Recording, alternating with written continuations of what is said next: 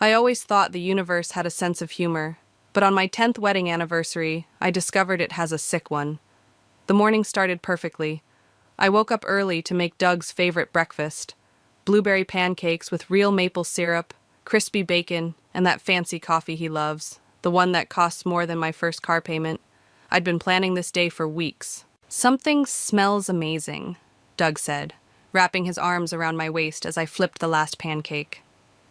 His chin rested on my shoulder, and I leaned back into him, savoring the familiar weight of his body against mine.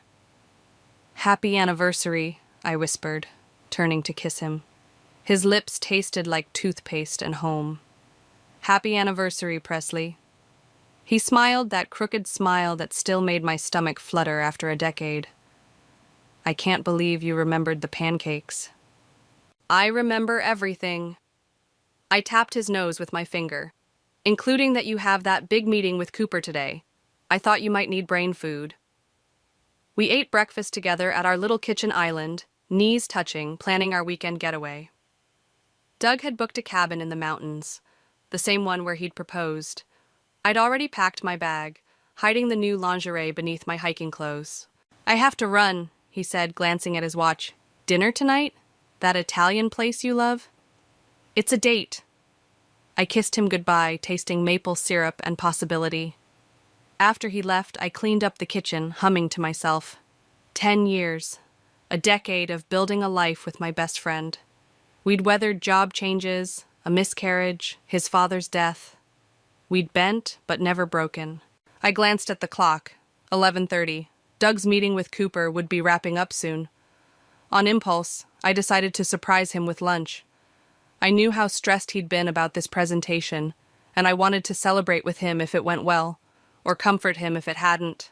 I picked up sandwiches from that deli near his office, pastrami on rye with extra mustard for him, turkey and avocado for me. As I drove downtown, I called Rachel, my best friend since college. "How's the anniversary so far?" she asked. "Perfect. I'm surprising Doug with lunch. Want to meet us?" "Oh, I can't today," she said quickly. "I've got a thing." "A thing?" I laughed, very specific. "You know how it is," she said. "Have fun with Doug. Tell him I said happy anniversary." I pulled into the parking garage of Doug's building, excitement bubbling in my chest. The security guard waved me through. I visited often enough that he knew me by name. "Hey, Mike," I called. "Is Doug in?" "Sure is, Mrs. Bryant. Been here all morning." I took the elevator to the 14th floor, balancing the bag of sandwiches and 2 iced teas. The receptionist wasn't at her desk, so I walked straight back to Doug's office.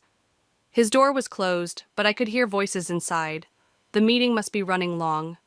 I hesitated, not wanting to interrupt if Cooper was still there, but then I heard laughter, a woman's laughter, not the receptionist or Doug's assistant, a laugh I knew as well as my own. Rachel. My hand froze on the doorknob. Why would Rachel be in Doug's office when she'd just told me she had a thing? I stood there, heartbeat thundering in my ears, as a cold certainty washed over me. I knew before I opened the door. I knew, and still I turned the handle. The first thing I saw was Doug's bare back. The second was Rachel's manicured fingers, the ones I'd held while she cried over her divorce last year, digging into his shoulders. They didn't hear me. They didn't see me. They were too wrapped up in each other on Doug's desk, the desk I'd helped him pick out when he made partner. My body moved on autopilot. I set down the sandwiches. I pulled out my phone. I started recording. The video is 18 seconds long. 18 seconds of my husband and my best friend destroying 10 years of trust. 18 seconds that turned my life into before and after. I closed the door as quietly as I'd opened it. No dramatic confrontation. No screaming. Just the soft click of the latch and the weight of betrayal settling into my bones. In the elevator, a woman asked if I was okay. I must have looked like a ghost. "It's my anniversary," I said, and she smiled sympathetically, assuming my tears were happy ones. I drove home in a fog, muscle memory guiding me through traffic lights and stop signs. Inside our house, the house Doug and I had painted together, arguing over shades of blue for the bedroom, I sat on the edge of our bed and watched the video again, and again, and again. My hands shook as I pressed play for the 4th time. There they were, the two people I trusted most in the world, betraying me on the day that was supposed to celebrate love and commitment. I zoomed in on Rachel's face, contorted in pleasure, on Doug's hands, still wearing the wedding band I'd placed there a decade ago. Something cold and hard crystallized inside me. This wasn't just about sex, this was about lies, about making a fool of me, about breaking something precious and irreplaceable. As I stared at the frozen image on my phone screen, I knew one thing with absolute certainty. They would pay for this, both of them, and I would be the one to collect. I sat in our bedroom for hours, my phone battery draining as I watched the video on repeat. Each viewing should have numbed me. Instead, it only sharpened the pain, like a knife being honed against stone. The sun had set by the time my phone buzzed with Doug's text. Running late. Meet at the restaurant at 8? I stared at those casual words. How could he type something so normal when nothing would ever be normal again? I imagined him straightening his tie in his office bathroom, Rachel helping him smooth down his hair, both of them laughing about the wife waiting at home. Sure, I replied. See you there. See you. I showered mechanically, water scalding my skin as I scrubbed away tears. The anniversary dress I'd bought, a deep blue that Doug once said matched my eyes, hung on the closet door. I couldn't bear to touch it. Instead, I pulled on jeans and a sweater, clothes for a normal day, not the day my marriage died. My phone buzzed again. Rachel this time. How was the surprise lunch? The audacity stole my breath. She knew I'd planned to surprise Doug. She'd been there, on his desk, when I arrived. Was this some sick game to her? To see how close she could dance to the truth without getting caught? I left her message unanswered and drove to the restaurant in a fog. The maitre d' smiled when I gave Doug's name. Ah yes, the anniversary dinner. Your husband is already seated. Doug stood when he saw me, his face lighting up with that smile I used to believe was only for me. He changed into a fresh shirt. Of course he had. Couldn't smell like another woman on our anniversary. There's my beautiful wife, he said, leaning in to kiss me. I turned my face at the last second, his lips grazing my cheek. If he noticed, he didn't show it. I ordered champagne, he said, gesturing to the bottle chilling beside our table. 10 years deserves the good stuff. I sat down, studying his face across the flickering candle. Did he look different? Was there some mark of betrayal I'd never noticed before? Or had he always been this person, and I'd been too blinded by love to see it? How was your meeting with Cooper? I asked, my voice steadier than I felt. Good. Great, actually. Doug poured champagne into my glass. He's on board with the expansion plan. That's all you did today? The meeting with Cooper? He hesitated, just a microsecond. Yeah, why? No other meetings? No unexpected visitors? Another pause. Just the usual office stuff. Why are you asking? The waiter appeared to take our orders. Doug chose for both of us. He always did on special occasions. Usually I found it romantic. Tonight it felt like another form of control. Remember our first date? Doug asked after the waiter left. That terrible Chinese restaurant where the waiter spilled soup all over me? I remember, I said. You were wearing your blue shirt, the one Rachel helped you pick out. His smile faltered. Was it? I don't recall. Oh, I'm sure it was. Rachel remembers too. We were just talking about it the other day. Doug's fingers tightened around his champagne glass. You and Rachel talk about my shirts? We talk about everything. I met his eyes. Best friends do that. The food arrived, saving him from responding. I watched him cut into his steak, the same hands that had been all over Rachel hours earlier now wielding a knife with practiced precision. I went by your office today, I said suddenly. Doug's fork clattered against his plate. You did? Mm-hmm. Around lunchtime. I took a sip of champagne, letting the moment stretch. But you weren't there.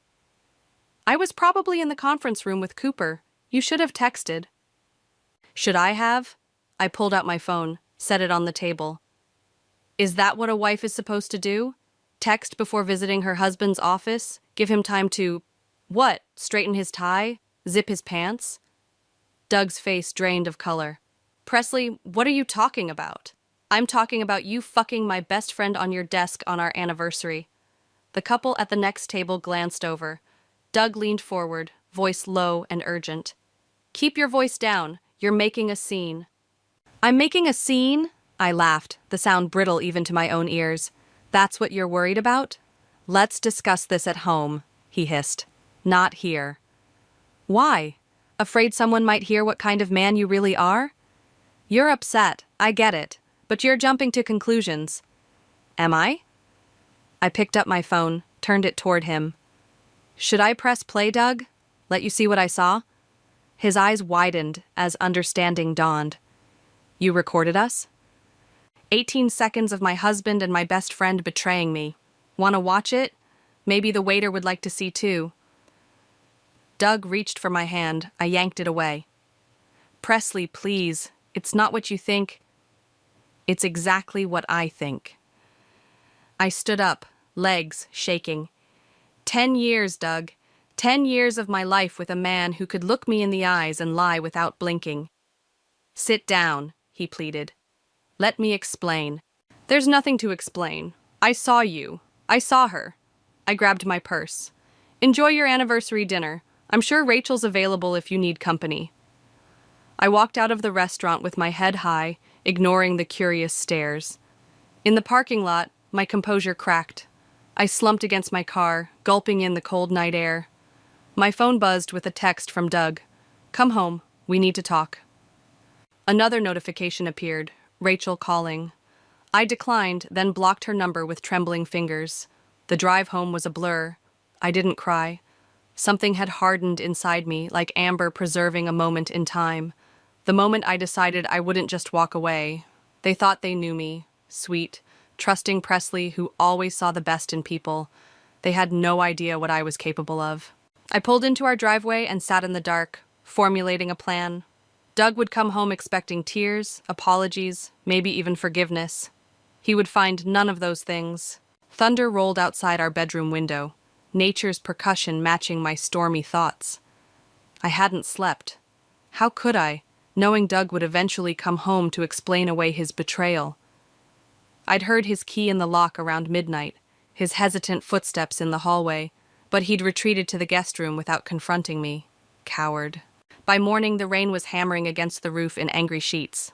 I dressed for work methodically. Black pencil skirt, white blouse, armor for the battlefield my life had become. In the kitchen, I found Doug hunched over coffee, his eyes bloodshot. Presley, he started, rising from his chair. We need to talk. I'm late for work. I poured coffee into my travel mug, my movements precise and controlled. It's Saturday. Some of us have integrity about our commitments. I screwed the lid on tight, unlike others. Doug ran his hand through his hair, a gesture I once found endearing. Now it just reminded me of Rachel's fingers doing the same thing.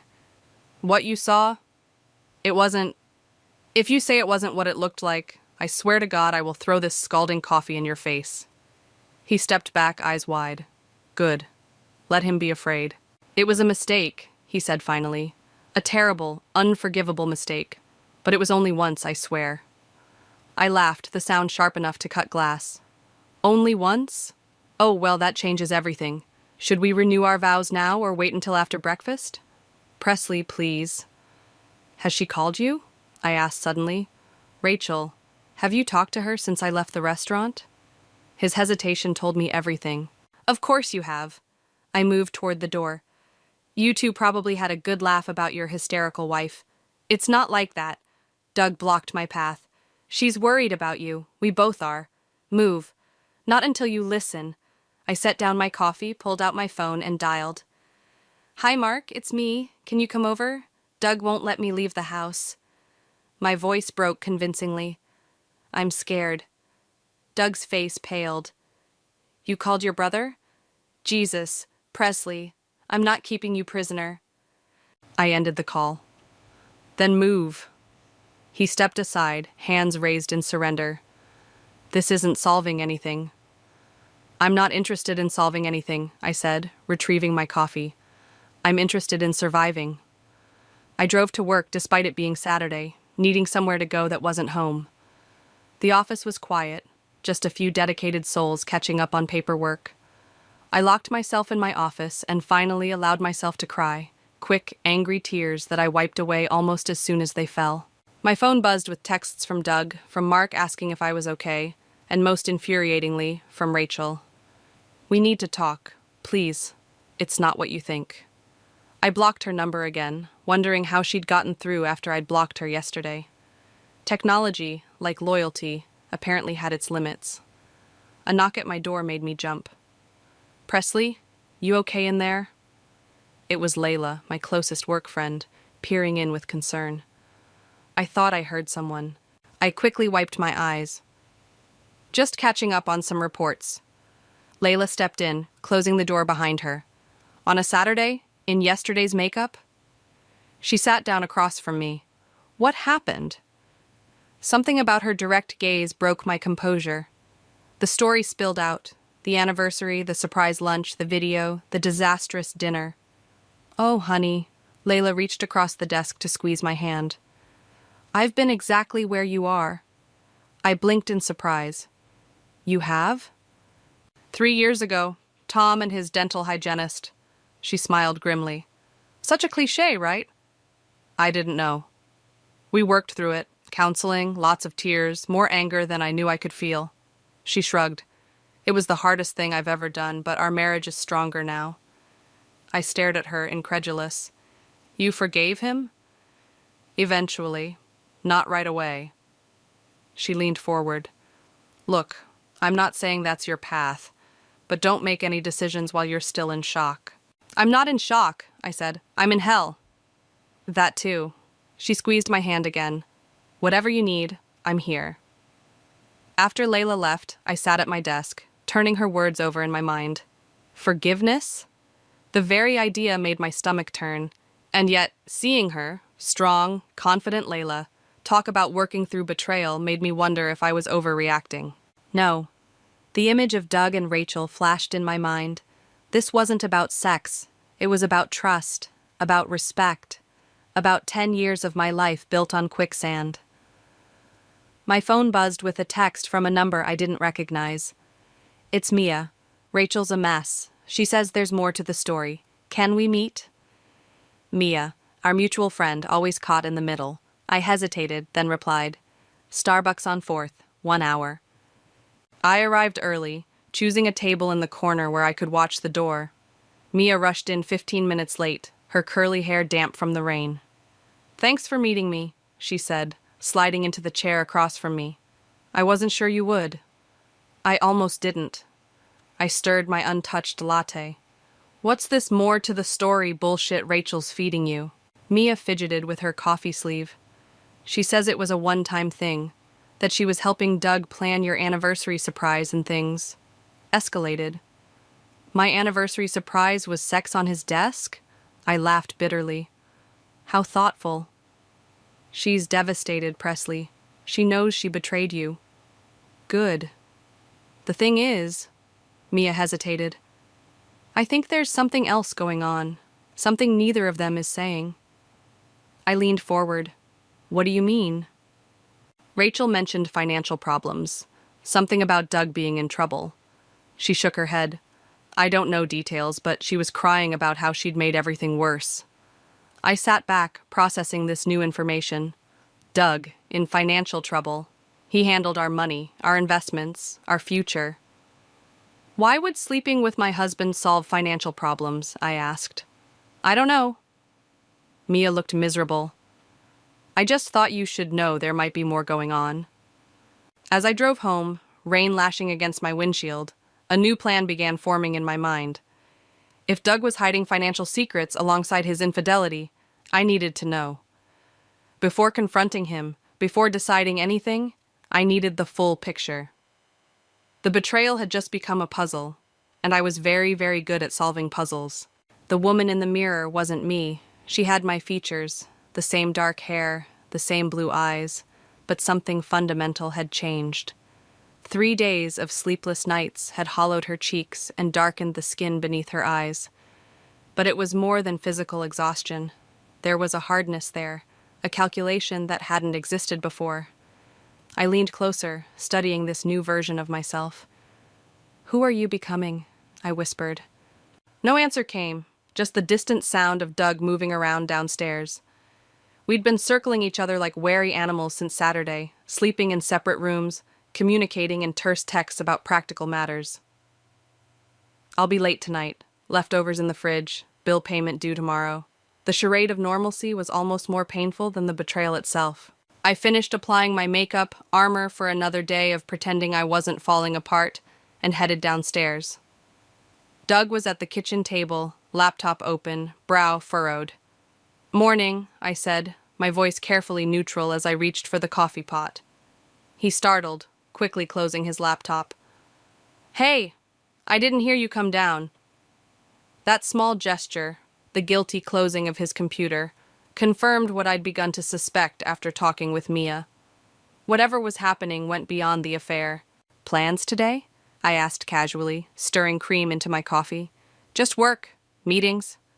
He rubbed his temple. "You?" "The usual." I leaned against the counter, studying him.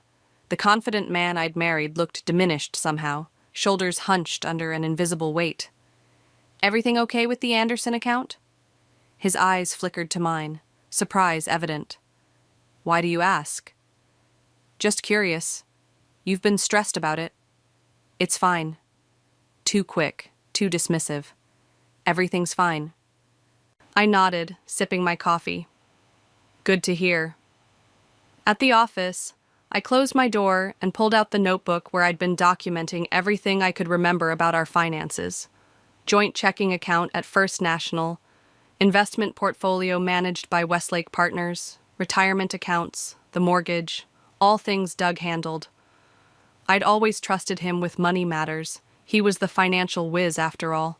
Now that trust felt like another weapon he'd used against me. A knock interrupted my thoughts. "Got a minute?" It was Guillermo, one of our senior analysts. "I need your signature on these reports."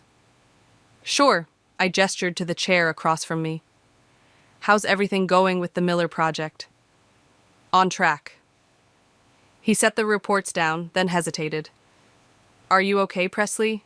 You seem different lately." I forced a smile. "Just tired. Busy time of year." Guillermo studied me, his dark eyes kind, but penetrating. "If you need anything, work-related or otherwise, I'm here." "I appreciate that." After he left, I stared at the closed door, thinking about his offer. Guillermo had gone through a messy divorce last year.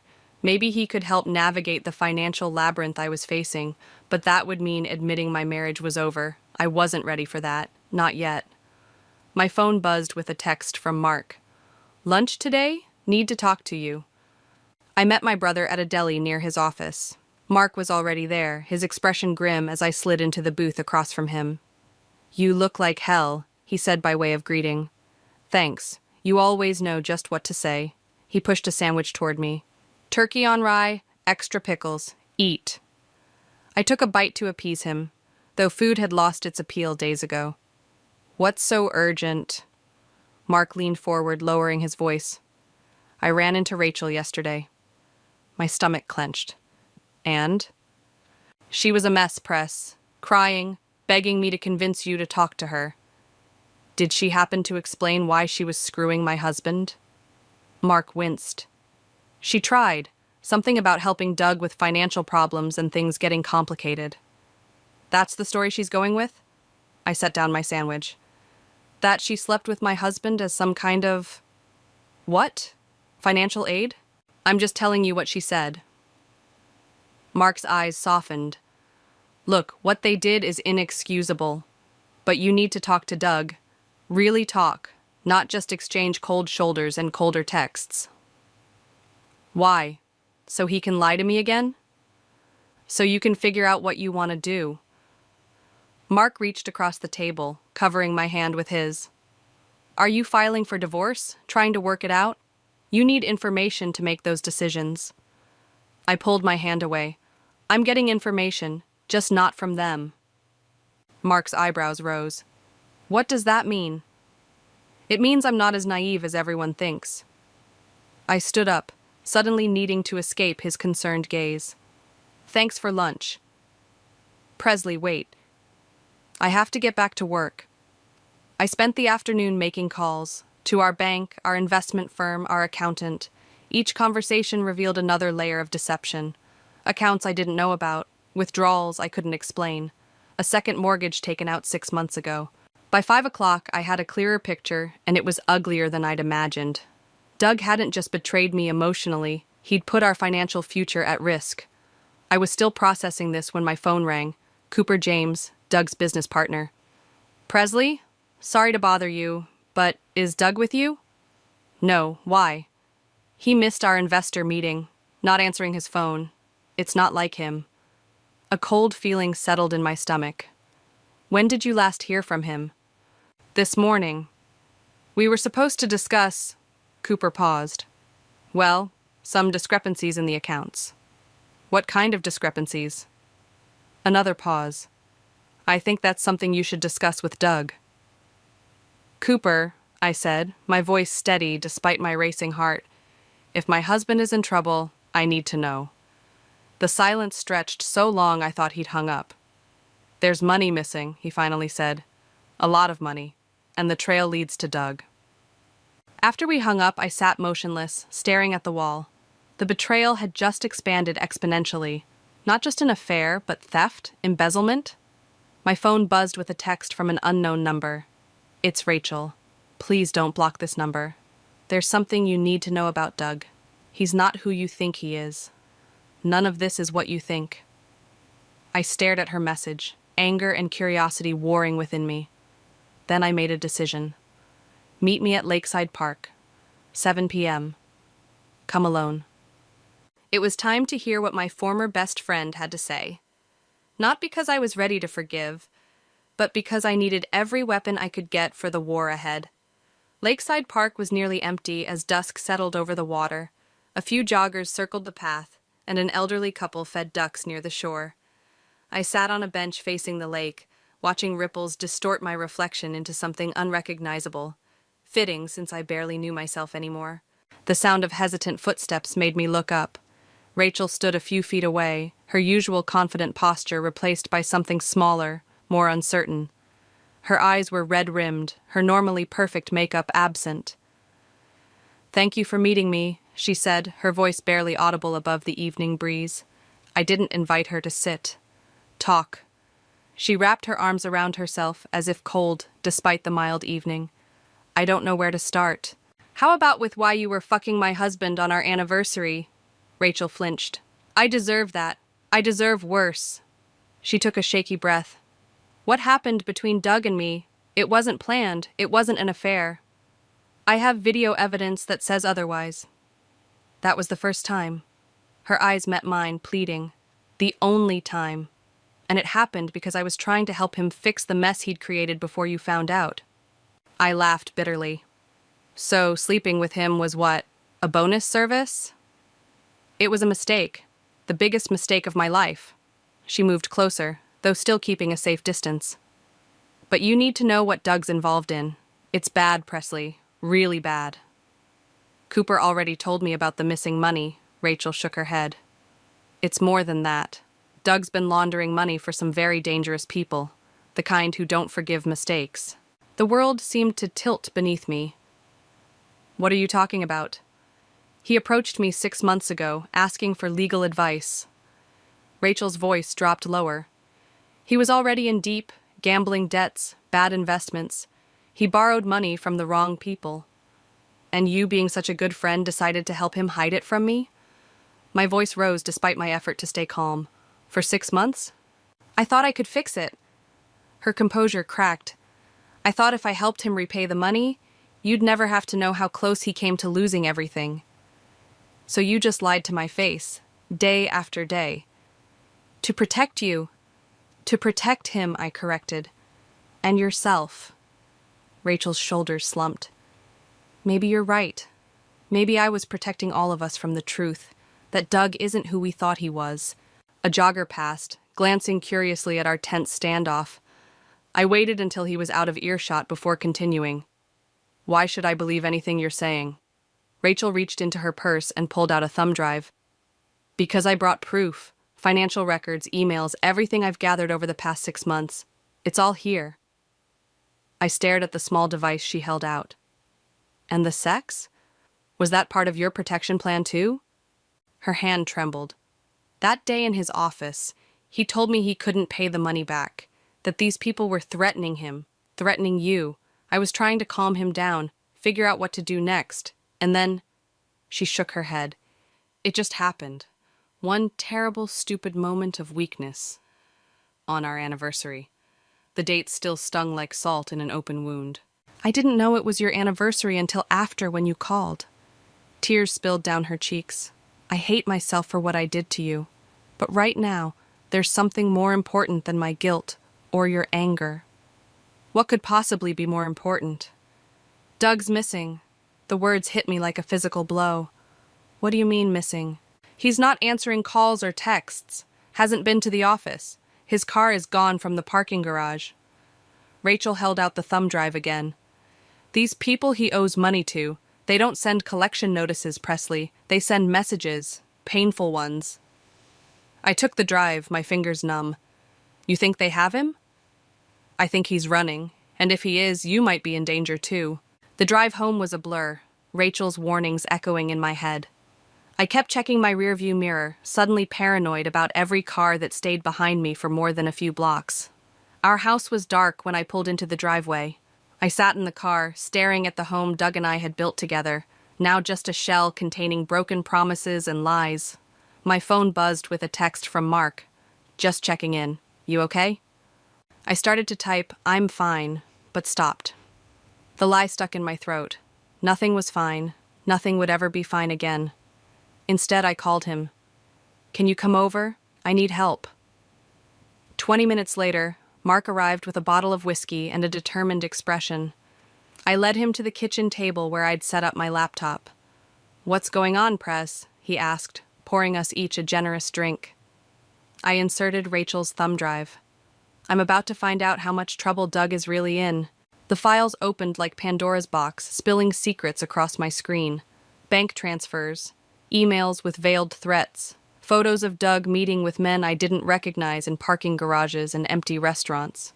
Jesus, Mark whispered, scrolling through the evidence. This is serious, Presley. These aren't the kind of people you mess with. Apparently, they're exactly the kind of people Doug messes with. I took a long swallow of whiskey, welcoming the burn. And now he's disappeared. Mark's face hardened. You need to go to the police. With what? Evidence my husband's a criminal? That my best friend helped him hide it? That makes me look complicit.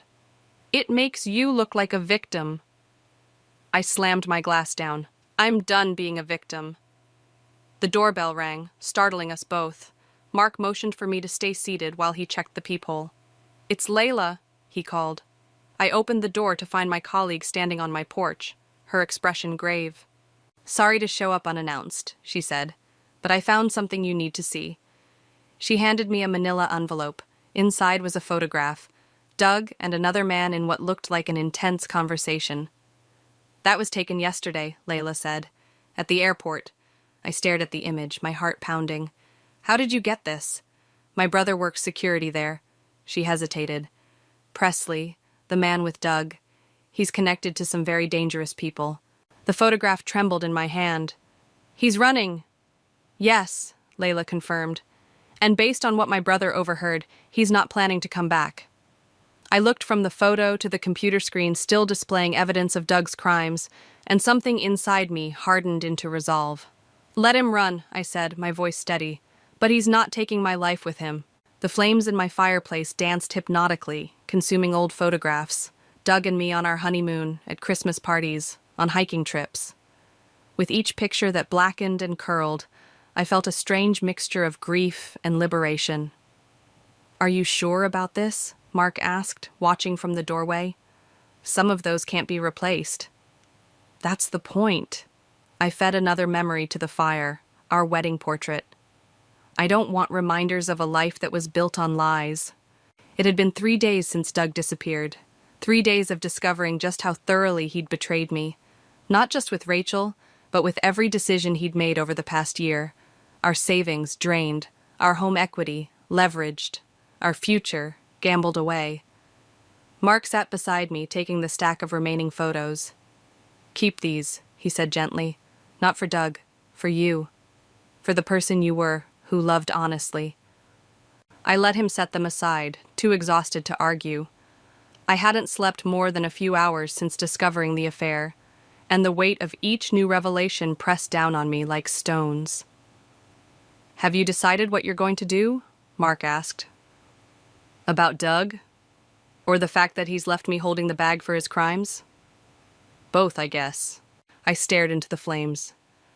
"I filed a police report this morning. Reported him missing." I laughed bitterly. "Officer asked if he had any reason to leave. Where would I even start?" "Did you tell them about the money laundering?" I shook my head. "Not yet. I need to understand exactly what I'm dealing with first." The doorbell rang, interrupting our conversation. Mark went to answer it while I continued my ritual of destruction, feeding credit card statements and bank notices to the fire. "It's Guillermo," Mark called from the hallway. I quickly wiped my eyes, not wanting my colleague to see me falling apart. In the living room, Guillermo entered cautiously as if stepping into a minefield. "I hope I'm not intruding," he said, his accent more pronounced than usual. "I was worried when you didn't come to work today." "Just taking some personal time." I gestured to the chair across from me. "How did you know where I live?" "Company directory." He sat down, his dark eyes taking in the scene, the fire, the photos, my obvious distress. "Presley, what's happening? Is there anything I can do?" Something about his genuine concern cracked my carefully constructed facade. The story spilled out. Doug's betrayal, his criminal activities, his disappearance. "So now I'm left with nothing but debt and potential criminal charges," I finished, my voice hollow.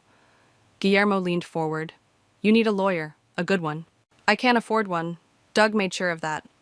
"I know someone." He pulled out his phone. "My ex-wife tried to frame me for tax fraud during our divorce. This attorney saved me." As he made the call, arranging a meeting for the following morning, I studied him with new eyes. Guillermo had always been kind, professional, but this level of personal involvement surprised me. "Why are you helping me?" I asked after he hung up. His expression softened. "Because I know what it's like to have your life destroyed by someone you trusted, and because—" He hesitated. "Because you deserve better than this." The simple kindness of his words hit me harder than any of the betrayals had. I turned away, not wanting him to see the tears threatening to fall. "Thank you," I managed. After Guillermo left, promising to pick me up for the lawyer meeting, Mark gave me a knowing look. "What?" I demanded. "Nothing," he smiled slightly. "Just nice to see you have people in your corner. He's a colleague, that's all. If you say so." Mark checked his watch. "I should go. Early meeting tomorrow." "You don't have to babysit me. I'm not going to do anything stupid." "Aren't you?" He gestured to the fire. "This revenge plan you're cooking up. Where does it end, Press?" "It ends with Doug facing consequences for once in his life." Mark sighed. "Just be careful. Revenge has a way of burning the person who seeks it." After he left, I sat alone by the dying fire, turning his words over in my mind. Was this about justice, or was I just lashing out in pain? The line between the two had blurred beyond recognition. My phone buzzed with a text from Rachel. "Need to talk. Cooper found something. It's urgent." I hesitated, then replied, "I'm done talking." Her response came immediately. "This isn't about me or Doug, it's about you. These people think you have their money." A chill ran through me that had nothing to do with the cooling embers. "What people?" "The ones Doug owes. They came to the office looking for him, asked about you." I stared at her message, fear crystallizing into something harder, colder. "What did you tell them?" "That I didn't know where either of you were. Presley, they weren't asking nicely." I set the phone down, my hands shaking. This wasn't just about exposing Doug anymore. It wasn't even about revenge. It was about survival. The doorbell rang again, startling me. It was nearly midnight. too late for casual visitors. I approached cautiously, peering through the peephole. Layla stood on my porch, her expression urgent. "Sorry for the late hour," she said when I opened the door, "but you need to see this now." She thrust her phone at me. On the screen was a news article. Local businessman found unconscious after apparent assault. The businessman was Cooper. "He's in the ICU," Layla said. "Police are saying it was a robbery, but my brother's friend works hospital security. Cooper was beaten methodically, professionally. This wasn't random." I pulled her inside, locking the door behind her. "Did he say anything? Before they hurt him?" "That's why I'm here." Layla's voice dropped. "He regained consciousness briefly, asked for you, said something about a safe deposit box." "What safe deposit box?" "I don't know. But whatever Doug was involved in, it's escalating." She gripped my arm. "These people aren't playing games, Presley, and they think you know something." I sank onto the stairs, the reality of my situation crashing down on me. Doug hadn't just betrayed me emotionally, he'd left me in physical danger. "I need to find that safe deposit box," I said, my voice steadier than I felt. "Before they do." Layla nodded. "I'll help you, but we need to move fast." As I gathered my purse and keys, a new message appeared on my phone, from an unknown number. "We know Doug ran. We know you have access to what's ours. You have 24 hours. No signature, no explanation needed." The clock was ticking. Morning light streamed through the bank's windows, catching dust motes in golden beams that seemed mockingly cheerful. I gripped the counter, forcing my voice to remain steady. "I need to access my husband's safe deposit box." The bank manager, his nameplate read Timothy, smiled apologetically.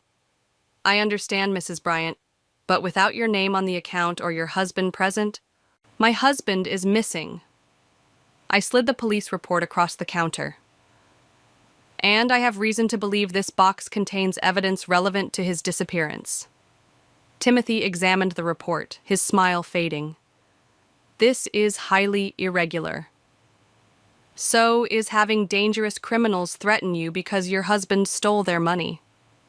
I leaned closer. "Please, I wouldn't ask if it wasn't important." He hesitated, then nodded.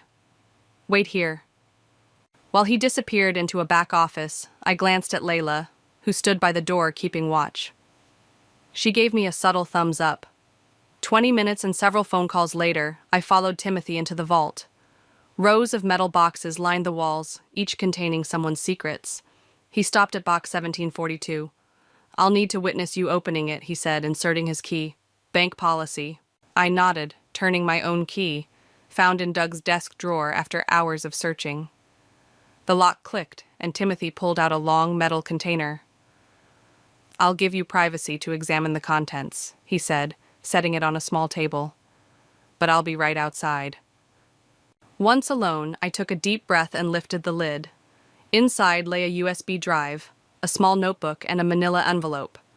I opened the envelope first, finding a stack of photographs, Doug with various men in suits, exchanging envelopes, shaking hands. Evidence of his criminal activities or insurance against his partners? The notebook contained dates, amounts, and initials. A record of transactions, perhaps. I pocketed everything, my heart racing. Whatever Doug had been involved in, he'd been careful to document it. Outside, Layla waited anxiously. "Did you find anything?" "Maybe everything," I whispered, patting my purse. "Let's go." We were halfway to the car when my phone rang. Rachel. "Not now," I muttered, declining the call. It immediately rang again. This time I answered. "What?" "They know you're at the bank." Rachel's voice was tight with fear. "They're watching you." My steps faltered. "How do you know that?" "Because they came to my office again. Said if you don't bring them what's in that box, they'll—" Her voice broke. "Presley, these aren't idle threats." I scanned the parking lot, suddenly aware of how exposed we were. "Where are you now?" "Home. They said to tell you to bring everything to my place by noon." I checked my watch. 10:47. "Who exactly is they?" "I don't know their names, but the one in charge, he has a scar across his left cheek. Doug called him Marcus. And you trust these people to just let us walk away once I hand everything over? Rachel's laugh was hollow. I don't trust anyone anymore, but I don't see another option. After hanging up, I turned to Layla. Change of plans. We need to go to my office first. Your office? Why? Because if I'm walking into a trap, I'm making copies of everything first. 30 minutes later, I stood in the empty copy room, duplicating every page of Doug's notebook while Layla kept watch.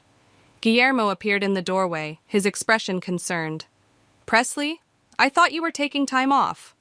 I hesitated, then made a split-second decision. I need your help. Quickly, I explained the situation, the safe deposit box, Rachel's call, the noon deadline.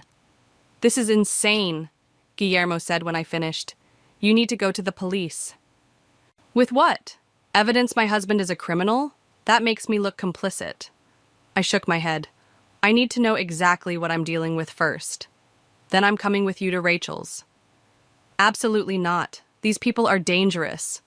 Exactly why you shouldn't go alone. His jaw set stubbornly. I'm not asking permission.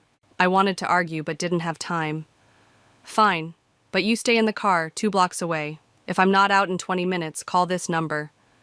I scribbled Mark's number on a post-it. Tell him everything. At 11:55, I parked outside Rachel's townhouse. The street was quiet, too quiet for a weekday. No dog walkers, no delivery trucks, no signs of the normal suburban bustle. I don't like this, Guillermo said from the passenger seat. It feels wrong. None of this has felt right since I found my husband with my best friend. I checked my watch. 20 minutes, not a second longer. Be careful, he said as I got out. Whatever's in that box isn't worth your life. I nodded, unable to speak past the knot of fear in my throat. Rachel opened her door before I could knock, her face pale and drawn. You came. Not like I had a choice. I stepped inside, clutching my purse with its precious cargo. Where are they? Living room. I followed her through the familiar hallway. How many times had I walked this path as a friend, never imagining I'd return as a pawn in some criminal game. 2 men sat on Rachel's cream-colored sofa. One was tall and thin, with nervous hands that couldn't seem to stay still. The other was older, heavier, with a jagged scar cutting through his left eyebrow and down his cheek. Marcus. Mrs. Bryant, he said, rising. Thank you for joining us. Let's skip the pleasantries. I remained standing, keeping distance between us. I have what Doug took. I want guarantees that my friends and I will be left alone. Marcus smiled, the expression never reaching his eyes. Of course, we're businessmen, not monsters. Businessmen don't put people in the ICU. Unfortunate what happened to Cooper. He shrugged. But necessary. He was uncooperative. My skin crawled at his casual dismissal of violence.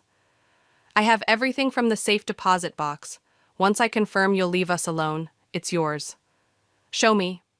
Slowly, I removed the USB drive and notebook from my purse. This is what you're looking for, right? Doug's insurance policy? Marcus's eyes narrowed.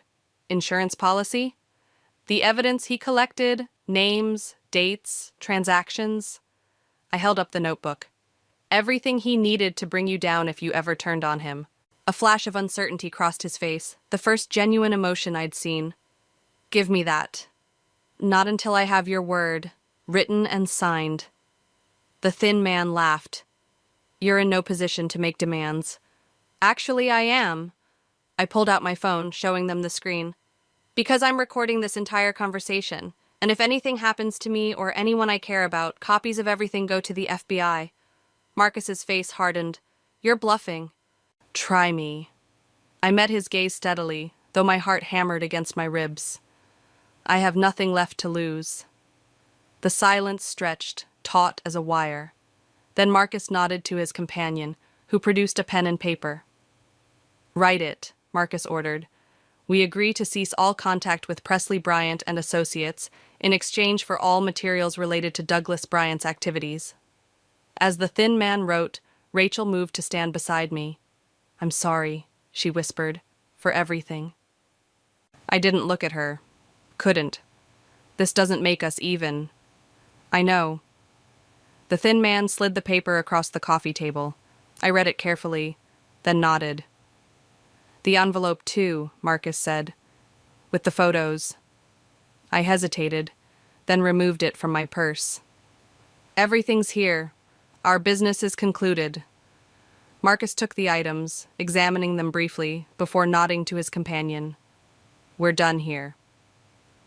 As they moved toward the door, relief washed over me. We'd made it through. We were safe. Then Marcus paused, turning back with a cold smile. "One more thing, Mrs. Bryant. Your husband—" "Ex-husband," I corrected. "Ex-husband," he amended. "When you find him, and you will, tell him Marcus says hello." The door closed behind them, leaving Rachel and me in a silence heavy with unspoken words. "It's over," she said finally. I shook my head, a strange calm settling over me. No, now it's time for the real reckoning. The conference room hummed with tension as I arranged 8 chairs around the long table. Each place setting had a manila folder, a glass of water, and a name card, all identical except for what was written inside the folders. "Are you sure about this?" Guillermo asked, adjusting the projector screen at the front of the room.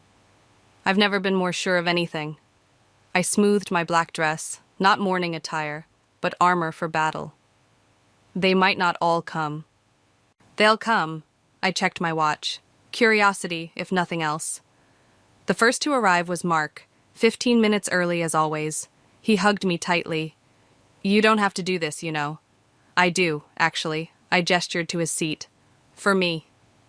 Layla arrived next, then Mia, both offering tentative smiles.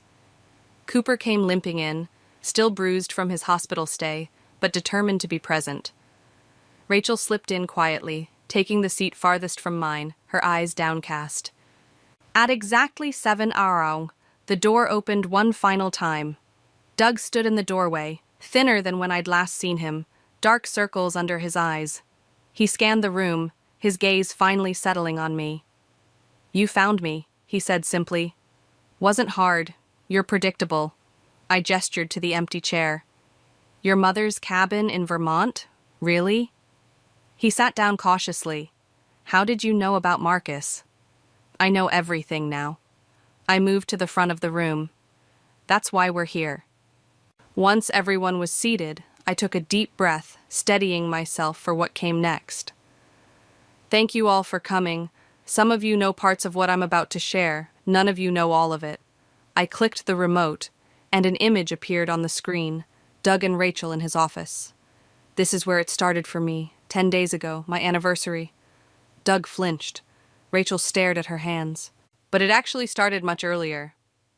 I clicked to the next slide, bank statements, transaction records. About a year ago, when Doug began embezzling from his own company to cover gambling debts. Cooper sat up straighter, his bruised face hardening. When that wasn't enough, he borrowed from people who don't offer payment plans. Another click, the photos of Doug with Marcus.